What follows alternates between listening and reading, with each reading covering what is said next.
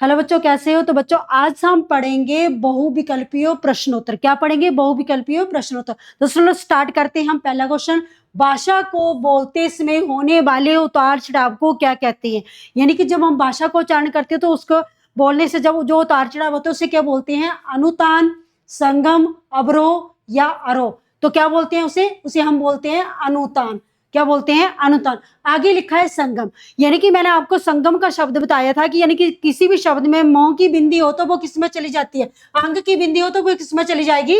मोह में। तो क्या बन जाएगा? सम प्लस संधि विच्छेद क्या हो जाएगा? सम प्लस गम। यानी कि इसका संधि विच्छेद हो जाएगा सम प्लस गम। दूसरा क्वेश्चन है, जयपुरी का स्थानीय नाम क्या है?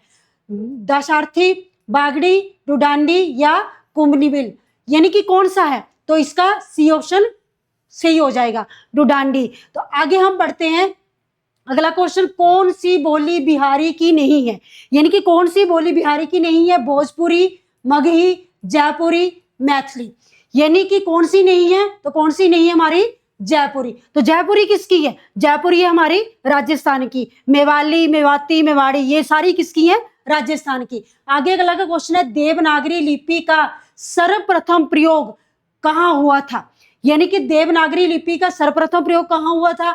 यानीकृत अष्टाध्यायी में, अपभ्रंश साहित्यों में, अमीर खुसरो की पुस्तकों में। अगला क्वेश्चन है, अगला ऑप्शन है जयभट्ट के शिलालेख में। यानी कि कहां पे हुआ था? जयभट्ट के शिलालेख में। चलते हैं हम अगले क्वेश्चन पे। बाप का संबंधवाचक संज्ञा रूप क्या होगा? यानी कि बाप का बापा हो जाएगा या ब्योता हो जाएगा या बाप प्राप्ति हो जाएगा या बपोती हो जाएगा। तो क्या हो जाएगा? यानी कि संबंध पूछा है तो क्या हो जाएगा? बपोती। यानी कि संबंधवाचक में क्या होता है? यानी कि एक सर्वनाम का दूसरे सर्वनाम से संबंध बताया जाता है। यानी कि जैसे जो, सो, जैसा, तैसा, उसका, उसकी, ये सारे क्या हैं? संबंधवाचक सर्वनाम। अगला क्वेश्चन है, पुरुषवाचक सर्वनाम के कितने भेद हैं? पुरुषवाचक के पूछे हैं। यानी कि 3 है, 2, 4, 7। तो कितने हैं? तो पुरुषवाचक के सर्वनाम के कितने भेद हैं? 3। पुरुषवाचक सर्वनाम किसका भेद है? किसका भेद है? सर्वनाम का। किसका भेद है? सर्वनाम का। तो यानी कि आगे क्वेश्चन आता है कि सर्वनाम के कितने भेद हैं? तो सर्वनाम के भेद हो गए हमारे 3। चलते हैं अगले क्वेश्चन में, कौन सा संज्ञा का भेद नहीं है? यानी कि संज्ञा का भेद नहीं है वो बताना है। व्यक्तिवाचक, जातिवाचक, निजवाचक या भाववाचक। तो कौन सा नहीं है? निजवाचक। तो निजवाचक किसका है? निजवाचक है सर्वनाम का। अगला क्वेश्चन है, व्यक्ति, वस्तु या स्थान के नाम को क्या कहते हैं? यानी कि व्यक्ति, वस्तु, स्थान के नाम को क्या कहते हैं? संज्ञा, सर्वनाम, क्रिया, विशेषण। तो क्या कहते हैं? उसे कहते हैं हम संज्ञा। अगला क्वेश्चन है, फिसलन डैश है। फिसलन क्या है? डैश। विशेषण है, क्रियापद है, भाववाचक है या क्रिया विशेषण है। तो क्या है? ये हमारा है भाववाचक संज्ञा। क्या हो जाएगी? भाववाचक संज्ञा। आगे पूछा, निम्न में संज्ञा शब्द है। यानी कि संज्ञा शब्द बताना है आपको। हरा, पतला, सवा, गहरा। तो कौन सा है? यानी कि सवा। यानी कि हरा, पतला, ये गहरा किस में आ जाएगा? ये आ जाएंगे विशेषण में। रंगों के नाम किस में आते हैं? विशेषण में। आगे सवा, सवा किसमें? जातिवाद का उपभेद है। कौन सा? द्रव्यवाचक और समूहवाचक मैंने बताए थे। तो कौन सा है? समूहवाचक। तो ये क्या जाएगा? सवा। आगे चलते हैं क्वेश्चन में, मुझे किस प्रकार का सर्वनाम है? मुझे उत्तम पुरुष, मध्यम पुरुष, अन्य पुरुष, इनमें से कोई नहीं। तो कौन सा है? मुझे कौन सा हो जाएगा? उत्तम पुरुष। उत्तम पुरुष, मध्यम पुरुष और अन्य पुरुष, ये तीनों किसके भेद है? ये हैं पुरुषवाचक सर्वनाम के। आगे पूछा है, क, ग, ज और फ ध्वनियां किसकी हैं? किसकी हैं? संस्कृत की, अंग्रेजी की, अरबी फारसी की, दक्षिणी भाषाओं की। तो किसकी हैं? तो ये हैं अरबी फारसी भाषाओं की। अरबी फारसी भाषाओं की। यानी कि क, घ, ज और फ, इन ध्वनियों को बोलते क्या है? इन ध्वनि को बोलते हैं आगत ध्वनि या आगत व्यंजन। चलते हैं अगले क्वेश्चन पे। हिंदी वर्णमाला में ऊष्म व्यंजन कौन सा है? ऊष्म व्यंजन बताना है। यानी कि स, ह, त, थ, द, ध, ट, ठ, ढ, ढ, च, छ, झ और झ। यानी कि ऊष्म व्यंजन कौन से है? ऊष्म व्यंजन तो आपका ऑप्शन आ जाएगा ए वाला सही हो जाएगा। आगे पूछा कि भाषा की दृष्टि से ऊ किस प्रकार का स्वर है? ऊ किस प्रकार का स्वर है? अगर विपरीत, पश्च संबद्ध, पश्च विपरीत, अगर संबद्ध। तो ये कौन सा हो जाएगा? इसका ऑप्शन हो जाएगा बी, पश्च समृत। आगे चलते हम, हल्दी शब्द का तत्सम है, यानी कि तत्सम पूछा है यहाँ पे, हल्दी, हरदिरा, हल्दिका या हरद्रिका, तो कौन सा हो जाएगा? तो हरद्रिका। कौन सा हो जाएगा? बी ऑप्शन सही हो जाएगा।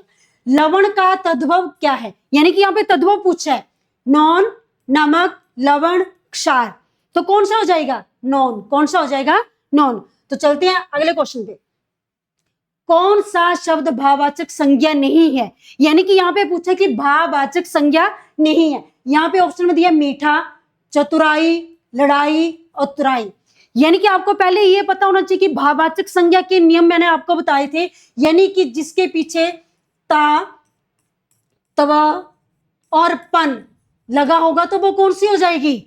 भाववाचक संज्ञा। तो ये शब्द किसके हैं? उतराई, चढ़ाई, ढलान, उन्नति, अवनति, ये सारे किसमें आ जाते हैं? भाववाचक संज्ञा में। किसमें आ जाते हैं? तो यहाँ कौन सा ऑप्शन हो जाएगा? ए वाला। तो मीठा क्या है? मीठा क्या है हमारा? विशेषण। तो मीठा किसमें आता है? विशेषण में। तो ये हमारा हो जाएगा विशेषण। तो क्वेश्चन में पूछा कि भाववाचक संज्ञा नहीं है, तो कौन सा से हो जाएगा? A option. आगे पूछा है निजत्व संज्ञा शब्द है। निजत्व की पहचान मैंने आपको ऊपरी बता दी, तो ये व्यक्तिवाचक है, जातिवाचक है, भाववाचक है, ये समूहवाचक है, तो कौन सी है? कौन सी हो जाएगी? भाववाचक। कौन सी हो जाएगी? भाववाचक संज्ञा। चलते हैं अगले क्वेश्चन पे, गाय कौन सी संज्ञा है?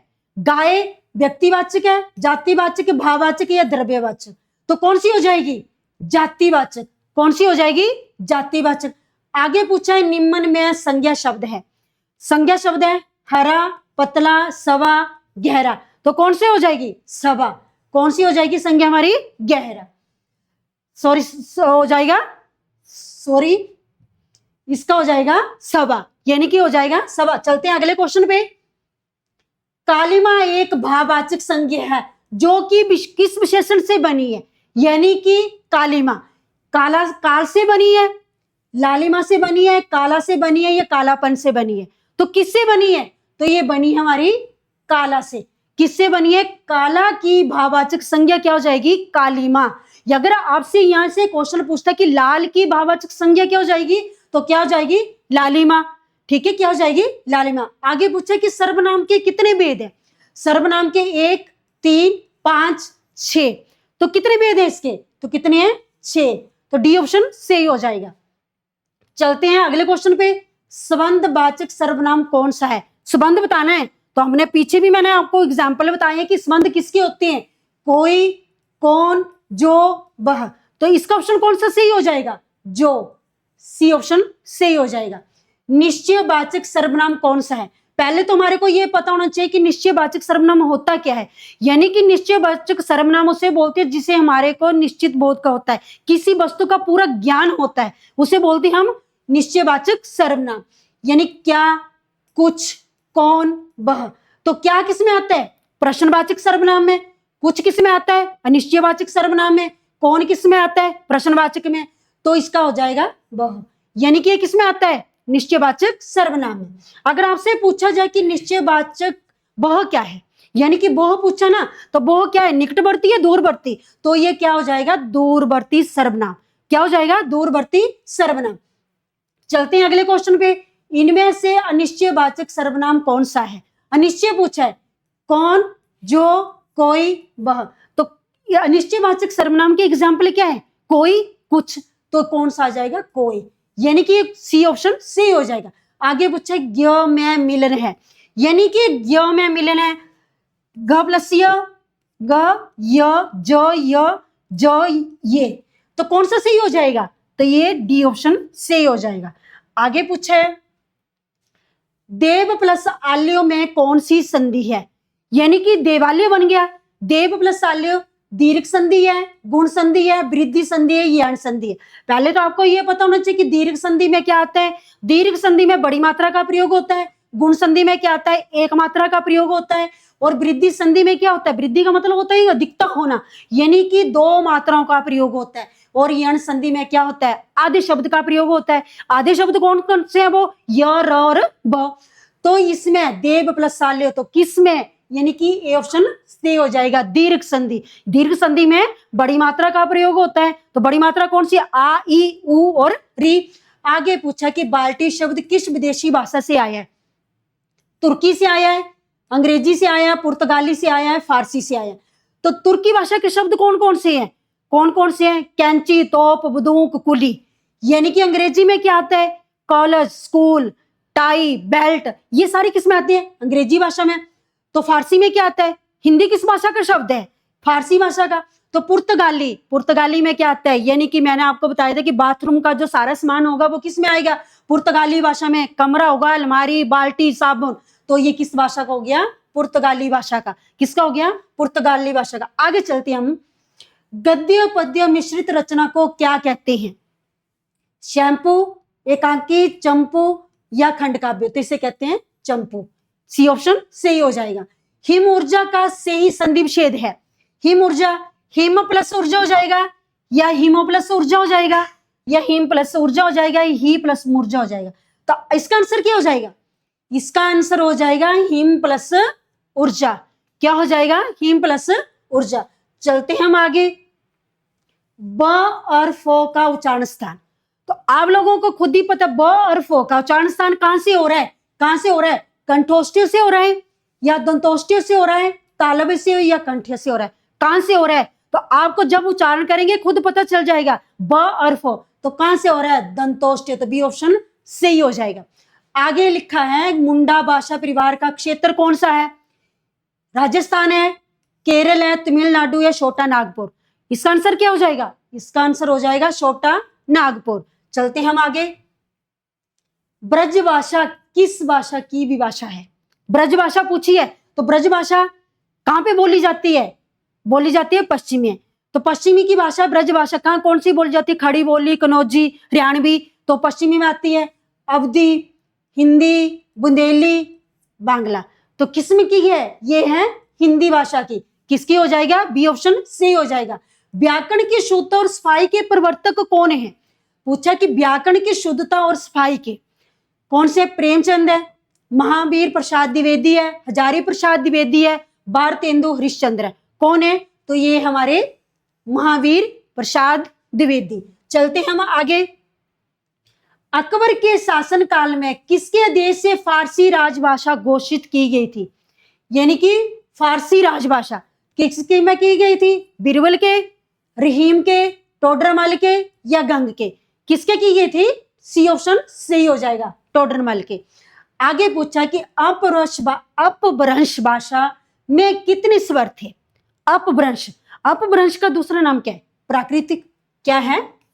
प्राकृतिक। अच्छा, इसके 8 हैं, 10 हैं, 9 हैं, 3 स्वर पूछी है, तो कितने हैं? इसके स्वर हैं 8। कितने हो जाएंगे? 8। अगर आपसे ऐसे पूछा था कि हिंदी में कुल स्वरों की संख्या कितनी है, तो आपको मैंने बताया था कितनी है?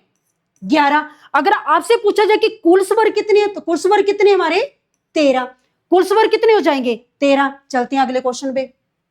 अगला क्वेश्चन है, कचहरियों में हिंदी प्रवेश आंदोलन का मुख्य पत्र किस पत्र को कहा जाता है? मुख्य पत्र यानी कि कवि वचन सुधा को, समाचार सुधावर्षन को, भारत मित्र को, हिंदी प्रदीप को? किसको कहा जाता है? कवि वचन सुधा के लेखक कौन थे? संस्थापक कौन थे? भारतेंदु हरिश्चंद्र। और समाचार सुधावर्षन के कौन थे? श्याम सुंदर सेन। आगे पूछा है भारत मित्र के कौन है? भारत मित्र के हैं बाल मुकुंद। कौन है? बाल मुकुंद। और हिंदी प्रदीप के कौन है? बालकृष्ण भट्ट। इसका आंसर हो जाएगा भारत मित्र। और इसके कौन से हो गए? बाल मुकुंद। यानी कि कहां के थे वो? कहां के लेखक थे? हरियाणा के। कहां के थे? हरियाणा के। और ये इसका प्रकाशन कब हुआ था?